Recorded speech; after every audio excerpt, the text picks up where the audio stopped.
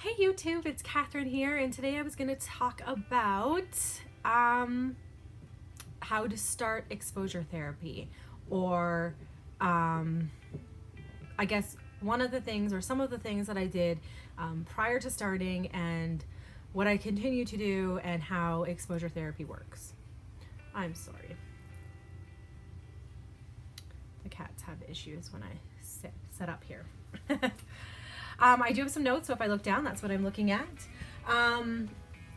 So I guess before I started, obviously I had the intent, right? So you have to have the intention that, okay, I want to start going out into the world. And that could be starting with a small little walk, all the way up to going into a vehicle, all the way up to going on a trip, whatever that looks like. I obviously haven't done any of the bigger things, but how I've got to as far as I've gotten, which I'm super grateful for. So the first thing that I would say, especially if you're going to be doing your exposure with somebody else. So I personally struggled at first with doing my exposure with somebody else. Like going for a walk, for example, with somebody else was much harder for me than going for a walk by myself. And I think part of that is because I have a lot of stuff, or a lot of my anxiety is around expectations. So like I felt that if I was going for a walk with somebody else, I have an expectation that I have to meet.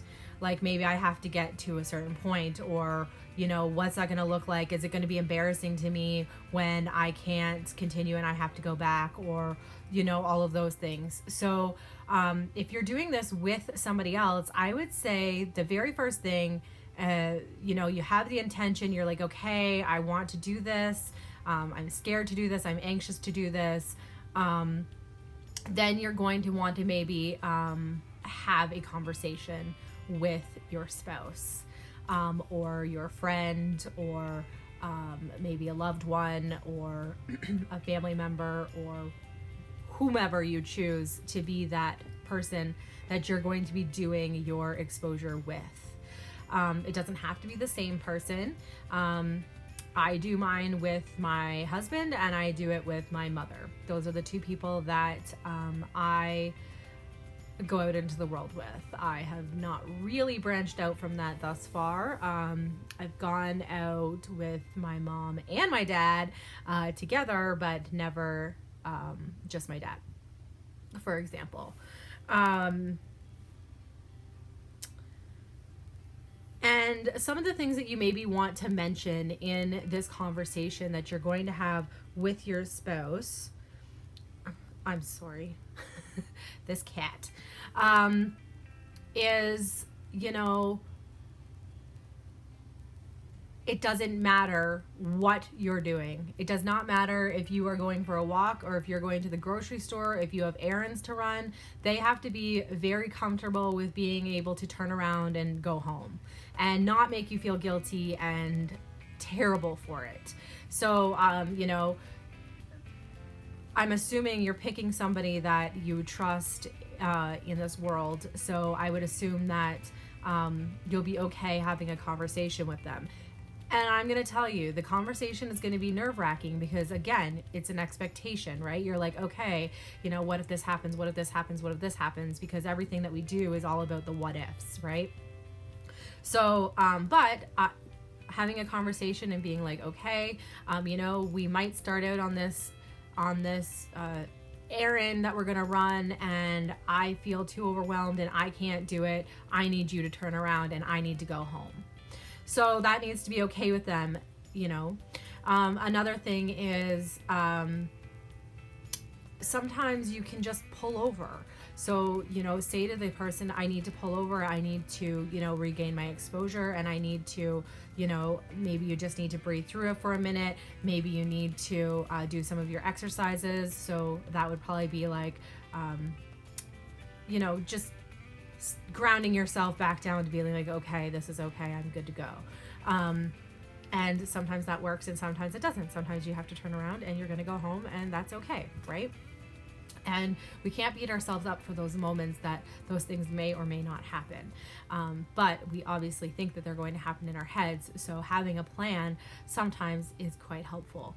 And allowing the other person to understand that these are the things that you're thinking and feeling. And it's embarrassing. You don't really want to share the big, dark, things in our hearts and in our minds. But sometimes that's very, very helpful.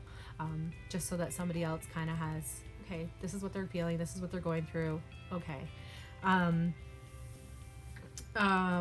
Yes, I would also say that, the hardest part is starting. The hardest part is, because I don't know if everybody is the same or not, so I'm just talking from my own personal experience, but, the excuses we make up for the things to not do things, or, we're waiting for this perfect moment and this perfect timing and all of the right things to happen, and those are that's gonna come, and I'm gonna do it, and I'm gonna, and then that time comes and then we don't do it, and then we beat ourselves up for it because we didn't accomplish it or we didn't even try. So starting is definitely, you just have to start. Once you start, you're gonna start to see that sometimes we don't even feel the way we think we're going to feel.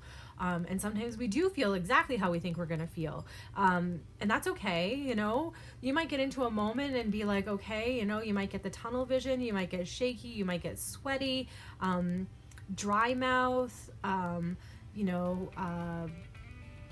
the urge to run the other direction, whenever that looks like there's lots of symptoms and things that come up in these moments, and obviously it's fear, but having somebody else there, maybe you need to hold somebody's hand, maybe you need to have headphones on, or something, music playing in your ears, maybe you need complete silence.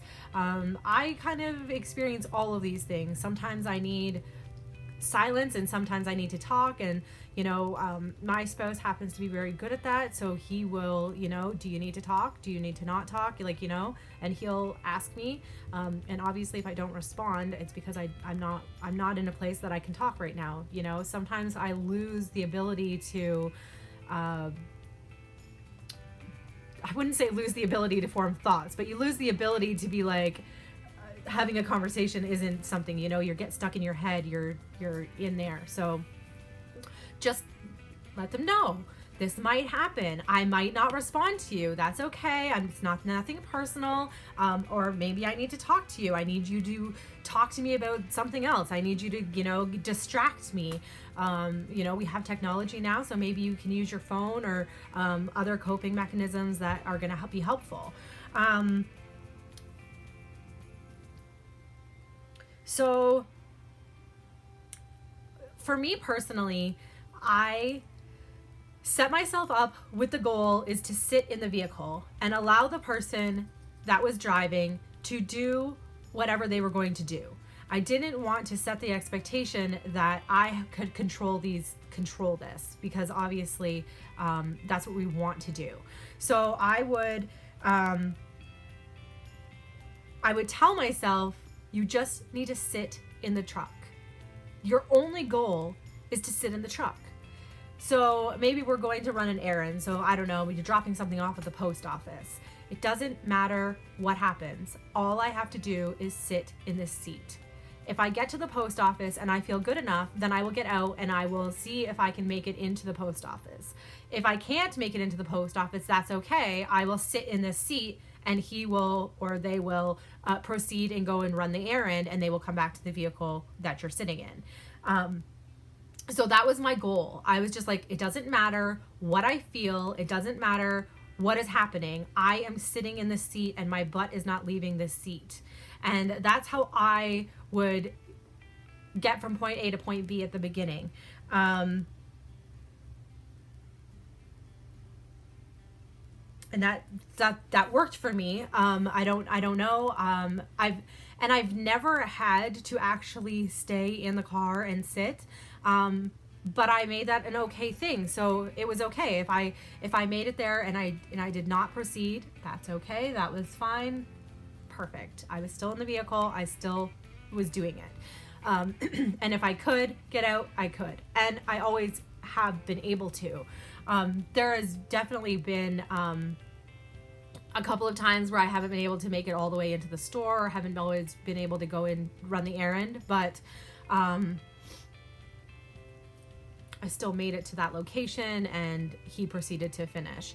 Now, in that moment, if I would have said, okay, I'm sorry, I can't do this, I need to go home, then he was able to take me home and then go back and run that errand. It was never looked down upon or something that, I never felt guilty if I had to turn around. So I guess another thing that I would say is that,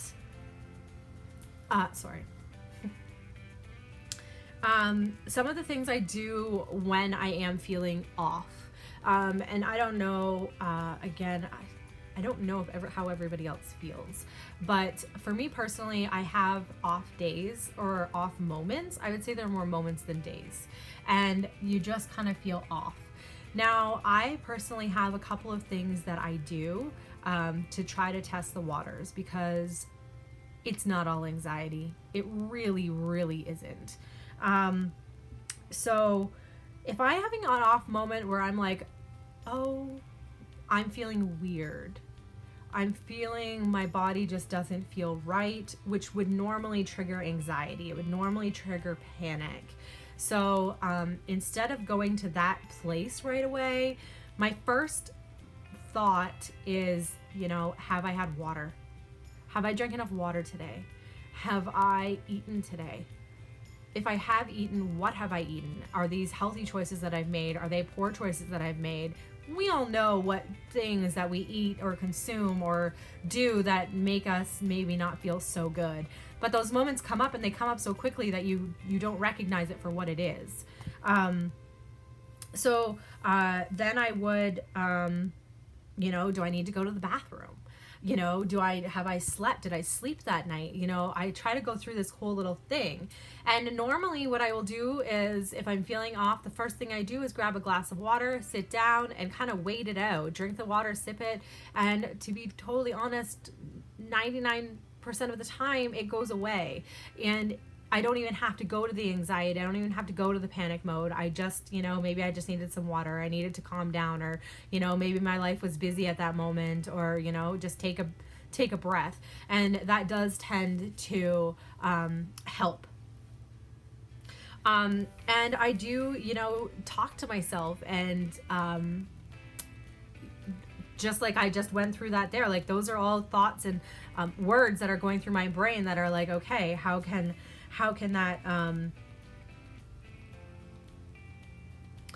I also try not to go to my safe spot. I feel as an agoraphobic, most people have a safe spot. So like maybe somewhere in your house where, like a bedroom or a bed or a chair, a specific spot where maybe you feel the most comfortable. So when I'm talking about exposure. So I'm talking about, the moments where the steps we're going to be taking to get out of those old habits. So I try really hard not to go to my safe spot, and stay where I am, because by going to your safe spot, you're training your brain that, hey, I need to go to that safe spot in order for me to feel safe. And it's just not true. We have these, things that are in our brains that are telling us this, but really we're going to be just as safe in whatever spot we are in.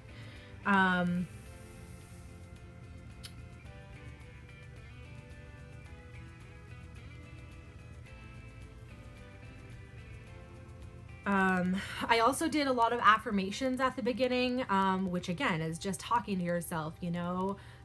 You're going to say whatever you're going to say. Like, maybe you're going to say, I'm a good person. I'm brave. I'm confident. I can do this. And you're going to say these affirmations or words or, things that are going to be, uplifting, to your situation. And, they do bring a lot of calmness to it as well. So, I did a lot of affirmations. I did a lot of self-talk, and I still do, and a lot of prayer, and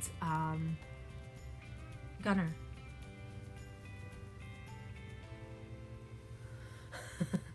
I'm pretty sure they see the camera and they're like, okay, it's on. And you know, another thing is, now I don't know how much this happens to other people, but I personally pick up a lot on other people's emotions and on other people's feelings. So recognizing some of that sometimes is really helpful, because sometimes those feelings aren't yours, and they're not yours, but we automatically assume that it's our anxiety or our fear or our panic, and maybe it's somebody else's. So sometimes I literally will say, you know, that's not my stuff. That's not my stuff. That's not my stuff. And I will repeat that in my brain, because I recognize that it is producing anxiety in my body, and it's producing maybe thoughts or circling thoughts, and it's not mine. They're not my feelings. They're something else completely. So saying that out loud, if you are feeling, now that's usually in like a setting where you're with other people or somebody else is around you, and you know, or maybe you've read something or saw something and you're feeling anxious because of that, and you know, you can just say, this isn't my stuff, it's not mine, it doesn't need to be part of me, and that will really help just dissipate it, and it goes away. Those are some of the things that I did to just start exposure and try to start changing your mindset and getting to that place that, you know, I guess the beginning is just starting. And I know it is so hard, because those first moments are just so overwhelming, and our bodies are just doing crazy things, and it doesn't feel good. And but it can be done, and I guess that's where you have to be like, okay, I can do this, and that's where those affirmations are going to come in handy. And I do think it's easier to do it with somebody else. I feel like if you were doing this completely 100% by yourself, it would be much harder. You have nobody else to rely on except for you. I'm not saying it can't be done, because it definitely can, and I still struggle a lot with independence and doing things by myself 100%.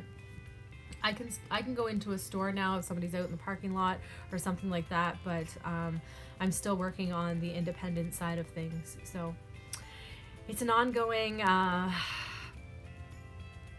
healing journey. I hope it was helpful. I hope you had some tips there that can maybe help you get out and about and trying to expand your world just a little bit more. And you know, take small steps. You don't have to go all the way to China on an airplane. You know, getting to the grocery store or to the corner store or maybe to your mailbox, those are all big accomplishments all in themselves. Start there. Thanks for watching, and I will see you guys next time. Bye.